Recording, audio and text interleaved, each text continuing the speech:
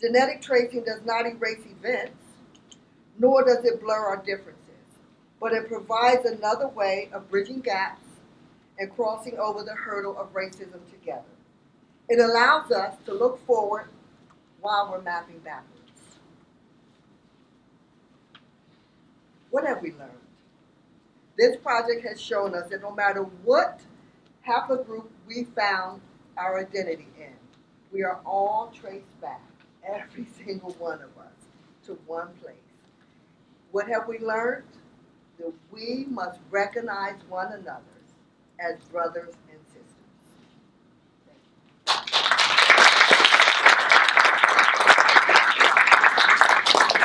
Thank you. Kate and Ashley are going to say a few words about what it meant to them to learn about their past as adopted children. I was delighted to be selected to be part of this presentation. I knew my biological father's name, but we had never met. And as a child, I grew up in various relatives on my mother's side. And I remember attending a family gathering at one point, and I heard somebody say, "That's Lois's illegitimate child." And it didn't sound good. It didn't sound kind at all. And so eventually I looked that word up in the dictionary, and I did not like what it had to say. And so I felt this sense of inferiority as a result of that. And then, lo and behold, when I was about 12 years old, I saw this poster in a Sunday school room, and it said, "God doesn't make junk." And so I thought, aha, I have a right to be here. And I clung to that. And eventually, I granted myself legitimacy. By then, I had been living in a series of foster homes. I was in 5 within 3 years. Eventually, I also made it to college, which is a story in itself. But when the college would close for breaks like Christmas and Easter and things like that, I had aged out of the foster care system, so I had nowhere to go. And I remember how embarrassing it was to go try to find somebody on the dorm floor that I could go home with for those breaks when I wouldn't have a roof over my head at the college. I stayed at school year-round and finished my education in 2.5 years as a result of that. I married at 19. I'm sorry to say it wasn't because I was in love, but because I needed to be rescued. I needed a name, a home, a place to belong. Eventually, I gave birth to 3 beautiful children, but I remember the shame feeling coming back when I was trying to fill out the baby books. All that I could do was put my maternal side in that baby book on the family tree. I could not put anything, even my father's name, on the other side of it. And I felt really bad about that. But thanks to this project, not only am I legitimate, but I know that I'm a survivor because I came through all those countries and here I am. And I also have decided that I am the matriarch of a whole new line of descendants. So there.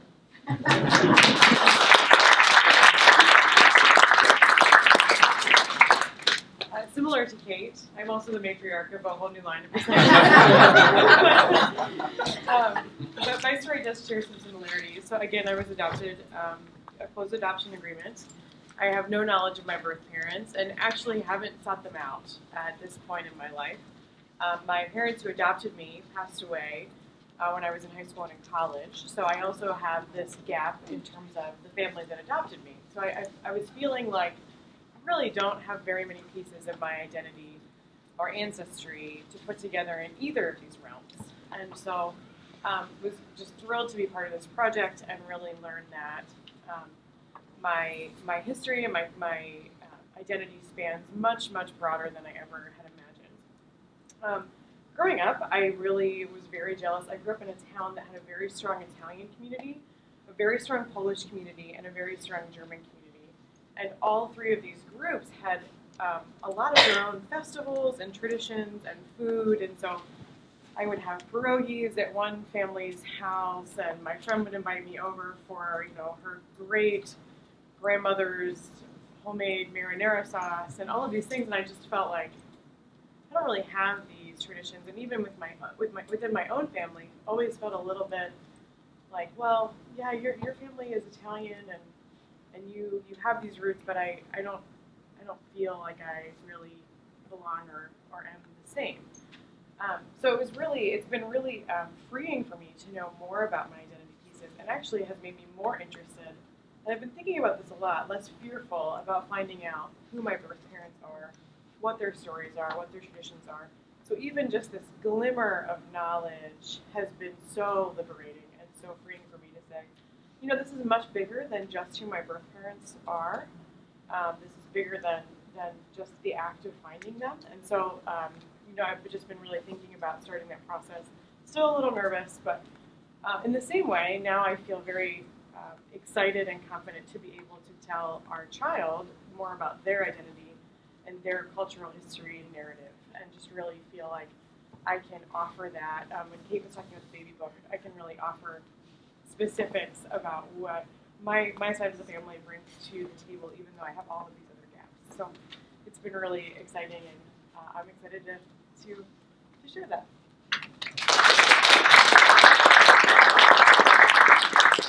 For our third group, the three Jinns here at the far right have a few words to say. Again, just to point out, if they walk down the street, my hunch in American racial language would say Dominican Republic, African American, white American. But on the patrilineal line, they all share the same origin. So what do you guys make of that? I'm going to speak on behalf of the group. I was a part of this public speaking training. It was really interesting. I mean, well, first off, through this project when I first started with Jay, and then B, we had a few exchanges. I think it's that person of color connection we had going on there, I'm going to be honest. But it was really cool that once we started this, getting to know them, and then finding out, yeah, y'all have the same patrilineal line. So in some form or another, you're very distant cousins to all of your father's sides, which was really cool. And the thing I appreciate is that the very first conversation the three of us had, and then we had as a group overall, is actually, Jay, you pointed this out, where that probably is a result of violence between our origins and our cultures. Like myself, for example, like I said with Dr. Huffman, I realized that it's most likely that my family where it is now, and my last name, and how I ended up in the Dominican Republic and all of that was through slave trading. And I kind of already knew that, because just looking at the context and history of Hispaniola and the Dominican Republic, it's a country that was built upon violence. So there wasn't getting any way past the fact that, at least for me, I knew that violence was going to play a part in my makeup now. So it was really interesting to see that all three of us had this paternal background. And the very first thing that was sought out was reconciliation. And it wasn't in the sense that we all went to each other and said, hey, I'm sorry for my family to your family. I'm sorry that we slaughtered all your people. Like no conversations like that happened. But it was this sense of a recognition that all of our cultures endured pain together and experienced violence. And we could relish on that and resent each other for that, even though we don't really connect with that immediately. Or we can say, knowing this history and knowing this connection, but showing that we can sit right next to each other and talk and hang out and educate other people about what it is that we're talking about is the whole point of that. And that is where we seek for that.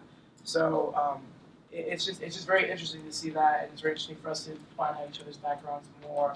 And yeah, you wouldn't expect the three of us to be somehow distantly related in a drastic way such as that. So it's absolutely amazing to see that.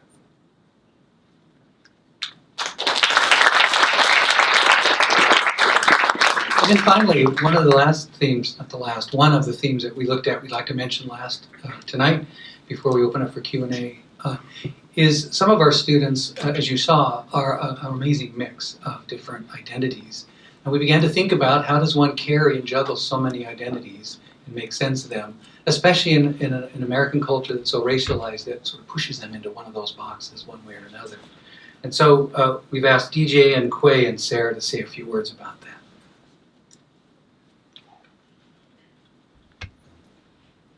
Decided to tackle this kind of topic of global diversity together.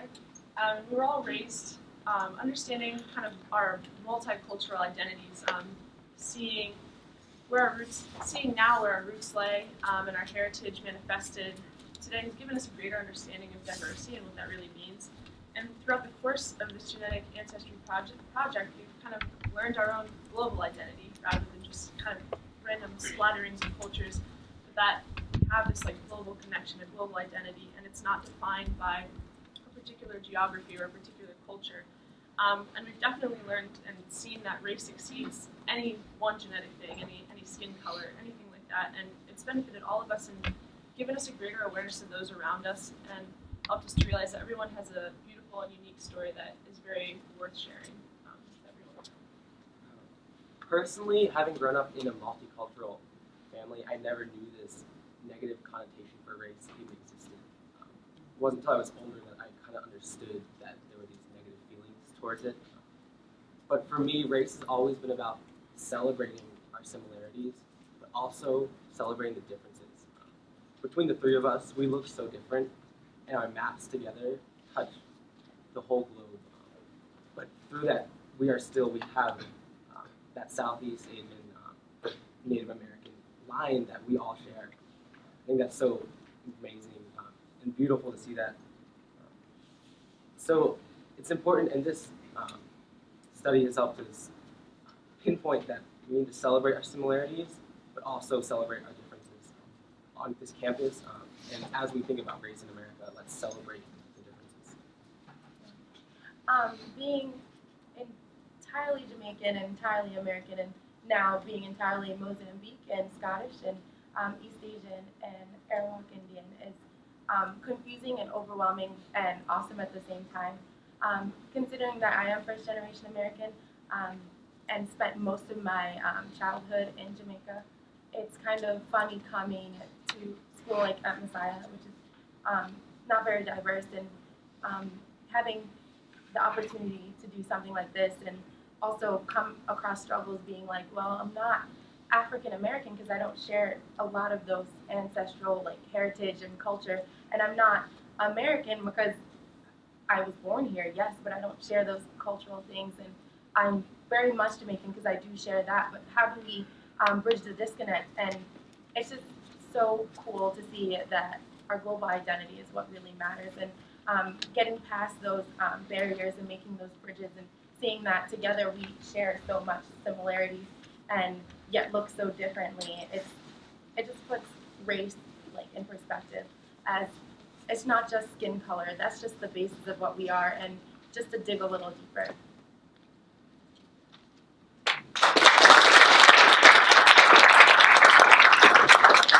If I might add, do you know the largest, fastest growing student group on college university campuses in the last 5, 7, 8 years?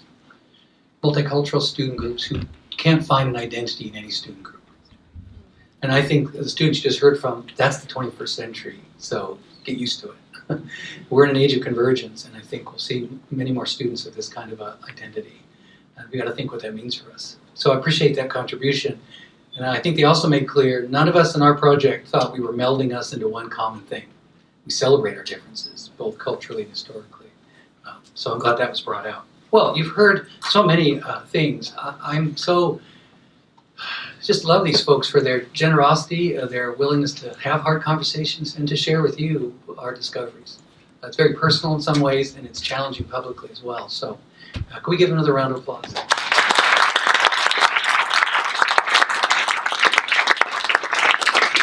Okay, we'll open up for some time of questions and answers. You can ask any individual or the group or to us as a whole.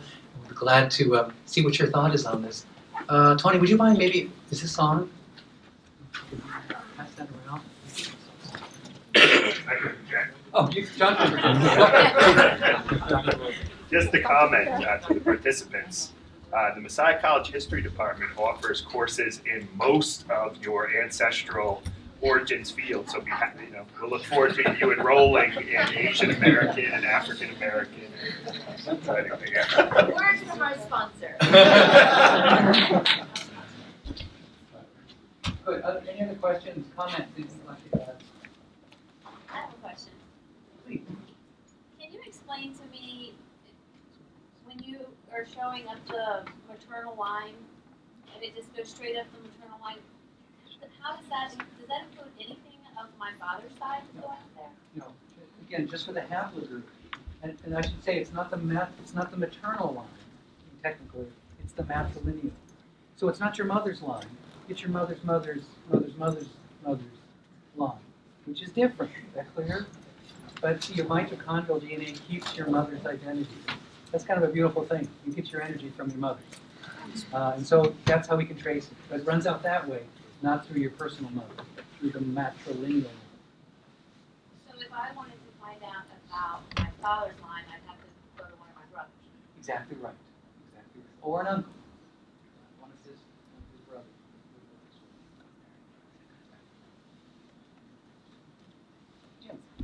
Another technical question about these haplogroups. Could you remind us how many different haplogroups are represented here, and could you guess approximately how many different haplogroups there are across all Well, of let's humanity? get them up on the screen here. I'd say, I'm giving a rough thumbnail sketch, and probably somewhere between a third and a half of all that are available are in the mix. It's pretty good at a small college campus to pull that off. So, by the way, I didn't know their haplogroups, did we? When we took a shot, just see what we get. So it's a pretty remarkable group that shows up. It's still my hunch, seeing these kind of studies done, Jim, that this isn't a surprise. This is not an anomaly looking thing. I can at least say that. Anything else?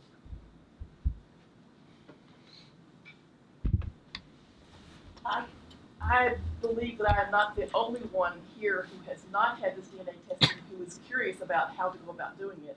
And so maybe somebody can tell us a little bit about that. I'd prefer to do it offline. Let's talk right afterwards. I'll tell you how to get up with a couple of companies that I think are really good. Yeah, how many have done this, by the way? Are you anyone?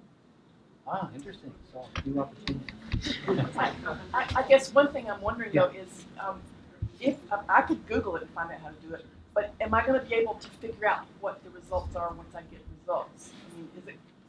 Do I need to? You should, but I stand available. I can't believe I just said that, but I'd be glad to help you. Anything else? Other questions? Yeah, Kim.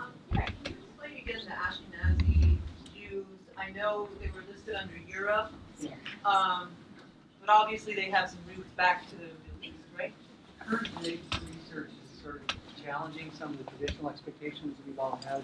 Ashkenazi supposedly came up through Italy and into Central Europe.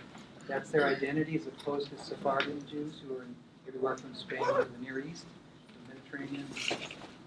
I would say that in the main that still seems to hold. And most of the Ashkenazi connections come through Central Europe, I think, somewhere. But there's a couple here that puzzle me, and without getting too much detail now, I think there's being a reassessment of how to identify that particular genetic, as a genetic community, how you identify. Maybe more widespread than we thought. Good question. I thought I saw another hand. Yeah. Oh, Pete. Yeah, thanks a lot. I appreciate, Joseph, everything you've done and everyone participating. If I can be allowed some personal history, I was teaching back at George Mason before I came to Messiah College and was teaching a course on race and ethnicity in American culture. And it was about the time that Tiger Woods was making his big splash, right? His first big splash before some of you were born, probably, right? It was a big story in the news that he described himself at the time. I think he's kind of dropped this now, but he described himself as Cablinasian, right? It was how he tried to describe his racial, ethnic heritage, trying to do the same kind of thing, not necessarily with the genetic specificity that's gone on here. And we talked about that a bit in class. And I had a number of, at the time, African American students in the class that said, and in fact, one young woman did say this quite emphatically, he can call himself anything he wants to, but he is black. In America, he is black. And I admit I struggle with how to respond to that sentiment. I'm interested in hearing whether folks think that have things changed so much that in the last 20 years that response would not be made now. I'm interested in that question. But I'm also interested in the way in which race is ascribed. We can not exactly choose how we are situated in culture. We are ascribed positions in culture. In America, that often happens extensively by phenotype, rightly or wrongly. And so I'm interested in how the group would respond to that, about how their kind of personal choice of understanding this very complex genetic heritage, nevertheless, when you walk into Walmart, what role is that going to play? So I'm interested in that question. I'd like to respond to that. I think that here in America, and even though I'm an older American, I'm around a lot of younger Americans, and plus I'm in society. And I think that no matter what, yes, that still stands. You are still black. Before you are seen as anything else, and I think that DJ, my brain is going fast, that even though they're not of African American descent, this, especially DJ, when someone sees her, they're seeing her as black. And maybe when she speaks and they can hear her accent, then they may ask, what are you? My daughter's laughing because stand up once, Nina. She's she is mixed. Her father's Puerto Rican and I'm African American. She's constantly asked, "What are you?" And so when we are not Caucasian, someone wants to know, "What are we?" But if you're my shade, you're black. I really think that the only way we're going to move beyond the conversation of race is to keep saying that it is nothing but a social construct. And the more that we can get away from that word, even though we know our differences exist, but let's construct it another way.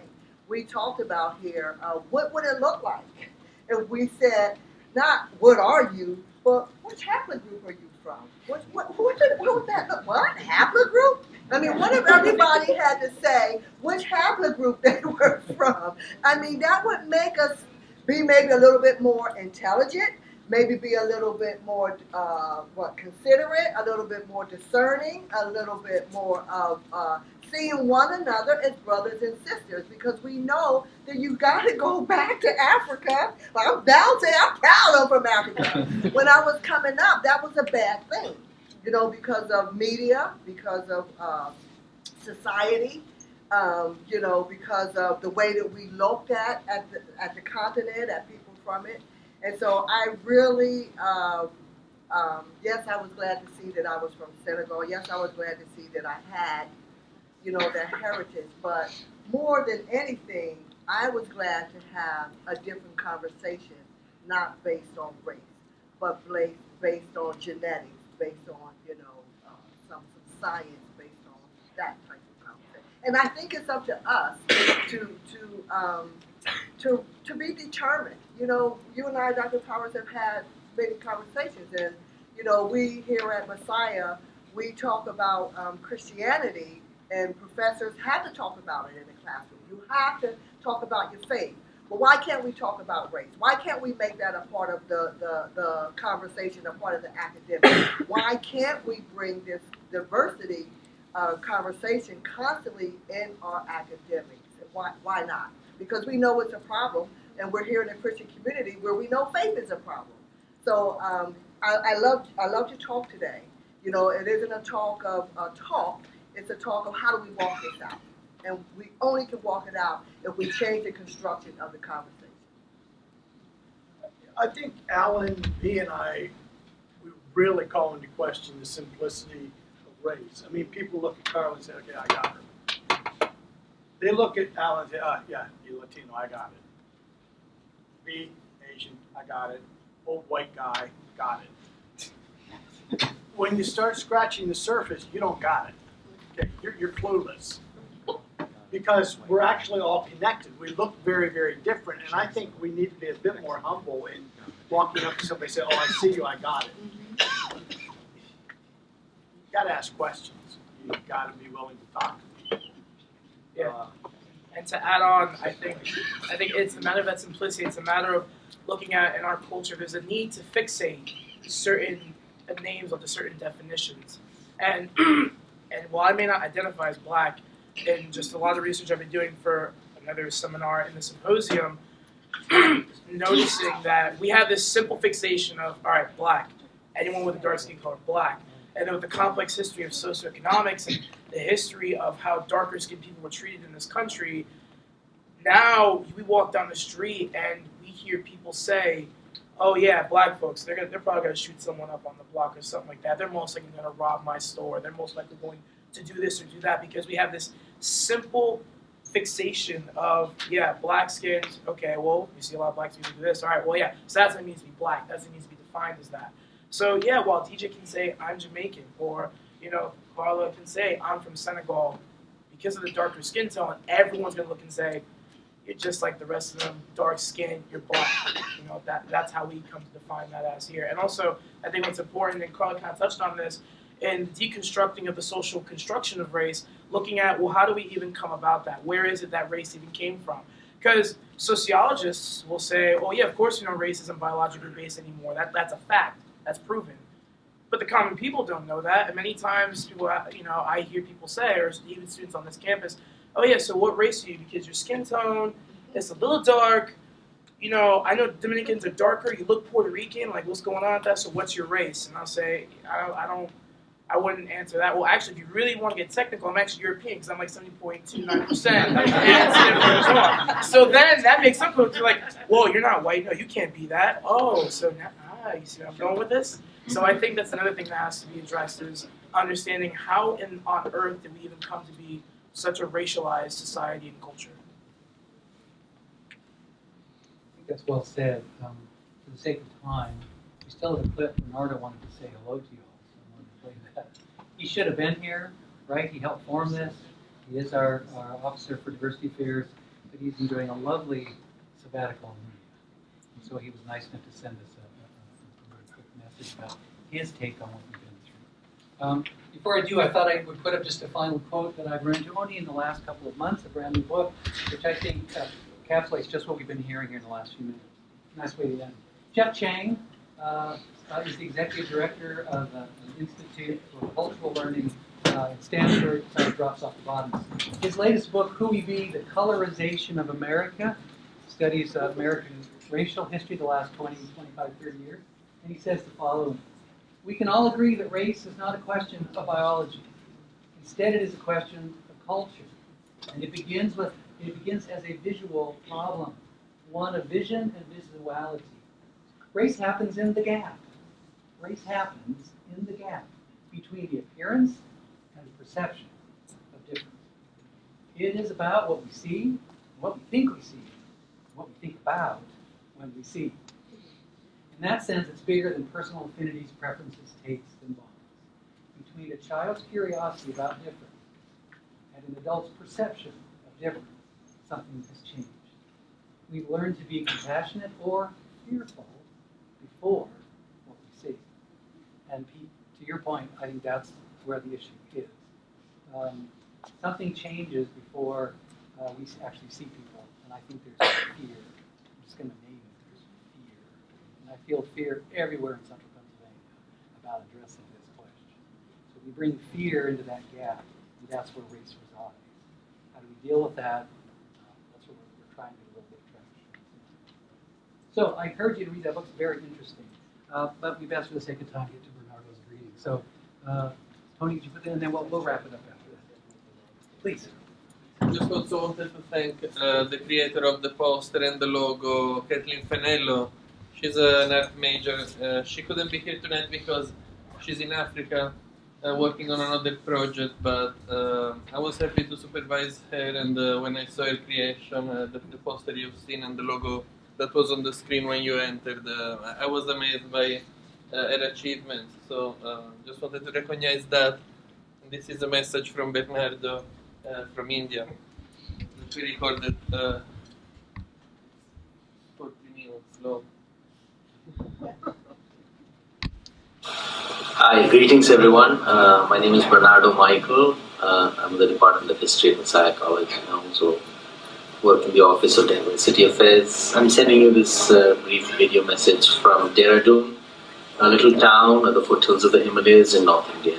And it's December now. It's nice and warm and sunny here. But it will get cold later. Anyway, when the idea of the Genetic Ancestry Project first came up, it sounded like an idea that was too good to pass, and so it had all the ingredients that my office would be very willing and happy to engage. For instance, such a project touched on questions of identity and how we process our own identities as we discover bits and pieces of our deep history that DNA analysis allows. The project allowed for interdisciplinary collaborations between various departments, history, communications, the sciences. It also offered it had a public aspect to it, involved the members of our community and even beyond. And it also involved a public presentation at the Humanities Symposium in February. So these dots were waiting to be connected, and I think the Genetic Ancestry Project connects these dots quite well. And I'm thankful to all my colleagues here and the participants for joining hands to allow this to happen. And I'm looking forward to wonderful things happening at this symposium as well. I know the results. I've been able to look at some of them. Thank you all for sharing the results, and they're fascinating, intriguing, sometimes puzzling, and maybe even troubling. But that's part of the journey that such an ancestry project such as this entails. And I'm sure this has been a learning experience for all of us, individually and corporately as a community. So I also wanted to add that, so what would such a project mean for us as a community as we continue to ponder over some of the realities of the 21st century, especially those that my office is very concerned with, concerning living integrated lives at peace with ourselves, with our neighbors, and the surrounding world. And what some have called common destiny, our shared common destiny that we are striving for. And I hope the project here will give a moment of pause, a chance to sit down and reflect, and also to communicate with each other and to share our stories with each other. And I think that is what is important. The more we get to understand our past and we share that with others, we get to know each other better. And that's where bridges of building and understanding can take place. I think these bridges of understanding are key to diversity work. And projects such as this allows that to happen. I'm reminded of the Australian anthropologist Inga Clendennin's point about true stories. And my hope is that the Genetic Ancestry Project will release true stories, stories about ourselves, about our engagements with each other, stories that are liberating, stories that are empowering, stories that don't necessarily take us in a straight leap to the promised land, but at least a sideways crab-like movement towards that.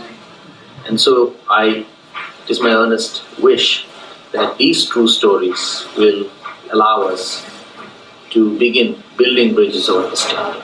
They give us a moment of pause in these very charged times that we live in, knowing that there is a lot of work ahead of us. So once again, it's my greetings I send to you from Dehradun in India. I wish you all the best as you continue to discuss and communicate, share and dialogue the days that lie ahead.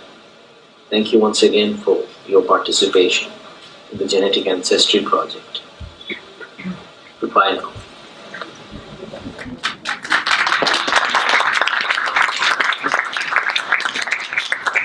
We just couldn't have Bernardo show you. Thank you all for coming. I think you'll find us willing to chat with you individually. If you have questions, you can follow up, for example. So thank you for coming. I appreciate your patience.